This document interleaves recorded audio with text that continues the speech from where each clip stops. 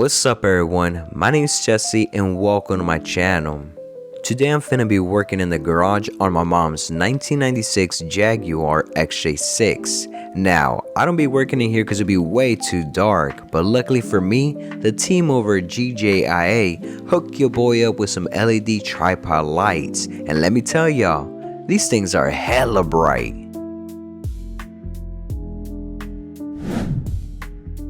Today, we finna be replacing the upper and lower radiator hose plus the thermostat.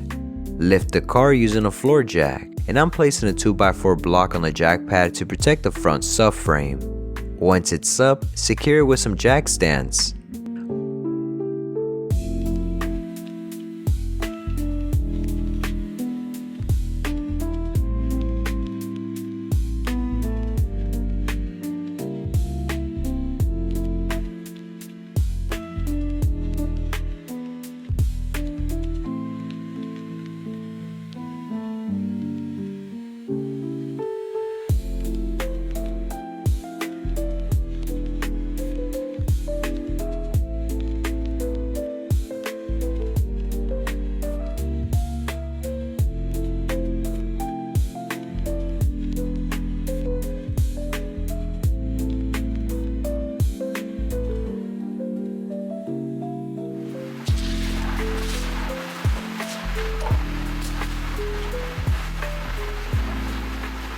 Alright, so these older Jags don't come with a radiator drain plug, which means the only way to drain the coolant is by pulling off the lower radiator hose. Make sure you got your drain pan underneath to catch the coolant, and trust me bro, this part gets messy. The older drain pan I was using wasn't catching fast enough and I ended up with a mess on the floor, so yeah, lay down some cardboard and old towels just in case. Next up, we finna be removing the upper radiator hose.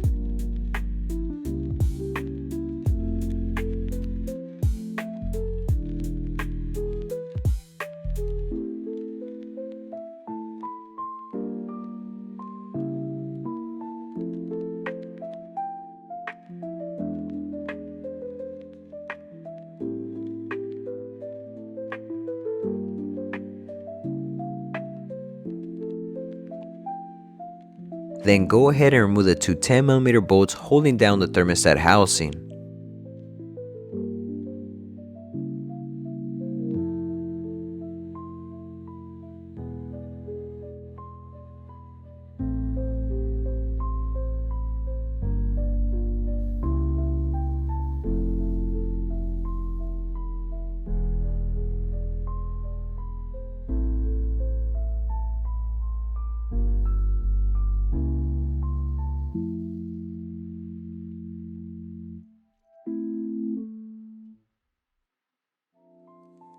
Once that's off, you can pull off the old thermostat.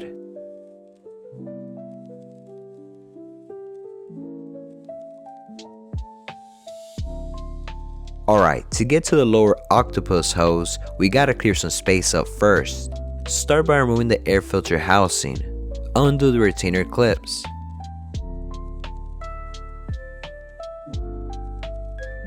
Undo the hose clamp for the air pump hose.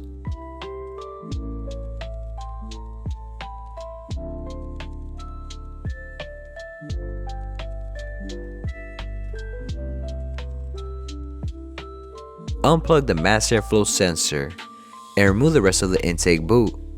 It's pretty straightforward, just some hose clamps and connectors and two nuts.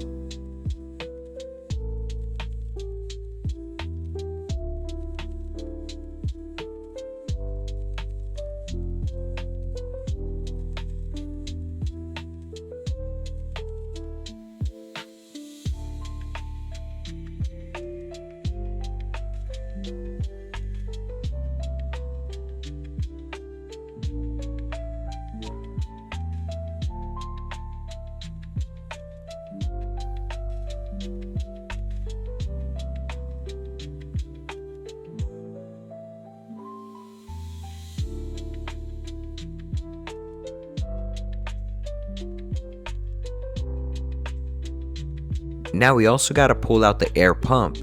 Disconnect the back hoses.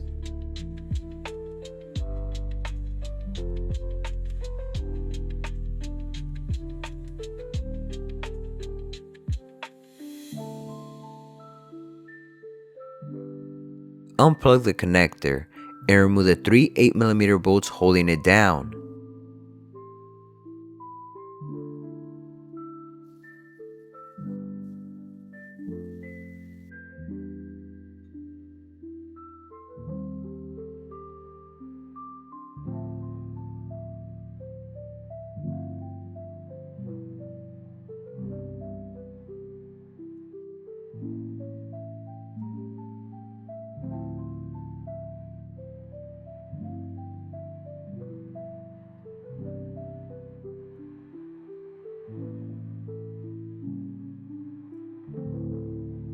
Once that's out of the way, you got clear access to the lower hose.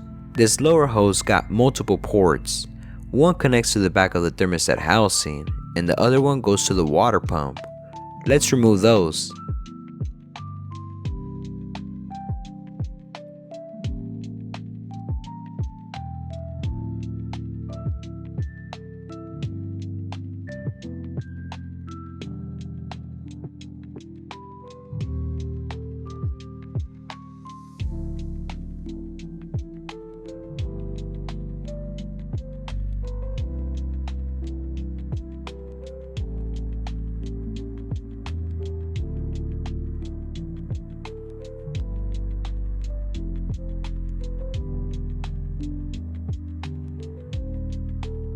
Then, underneath where the air filter housing goes, there's another part of the hose that connects to this metal tube. Remove it.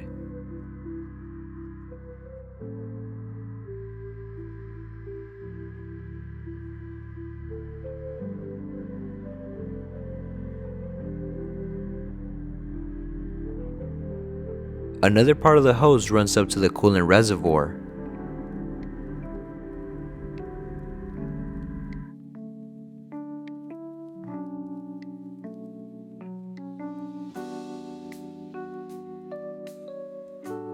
And there's also the small hose that goes to the throttle body.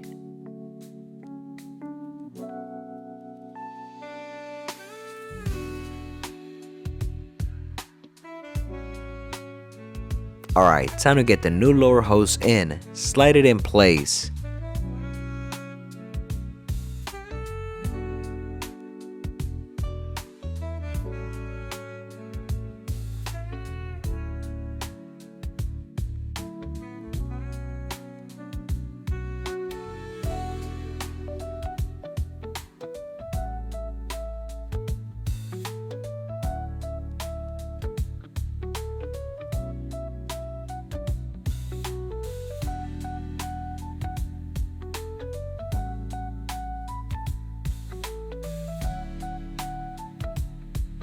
Make sure all the hose clamps are snug tight.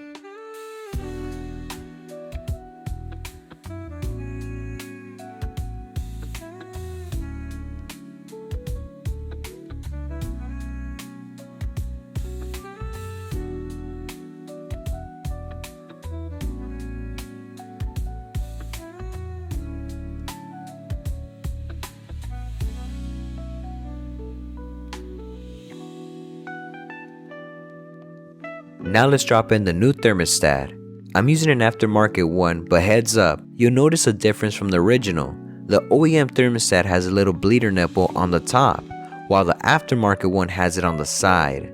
No problem though, all we gotta do is rotate it so the nipple points upwards, otherwise air can get trapped and mess with the coolant system.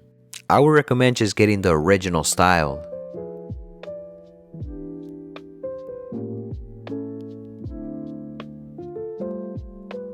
You don't need RTV silicone on the housing, it's a dry seal, but you do need a new gasket. I ordered mine from Parts Geek. Your local auto parts store might try to sell you a rubber ring style, but that's not the correct setup for this. Make sure to get this flat style gasket for a proper fit.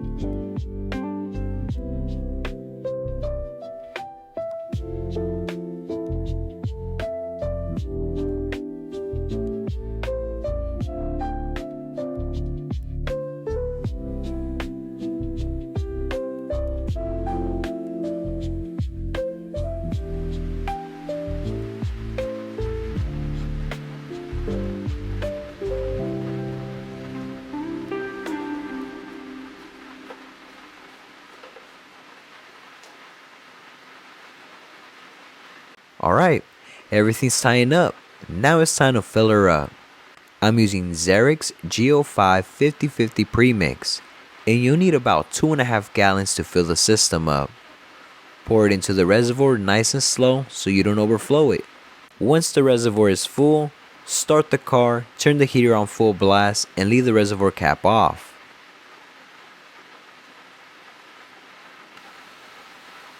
Let the engine idle like that for about 15 to 20 minutes. This helps the air bubbles work their way out of the system. Keep an eye on the temperature gauge. You want it to stay steady. And of course, check around all the hoses and the thermostat housing to make sure there's nothing leaking. And that's it. New hoses, new thermostat, and no more leak. And if y'all found this video helpful, hit that thumbs up button for me. Thanks for watching, and I'll see y'all in the next one. Late.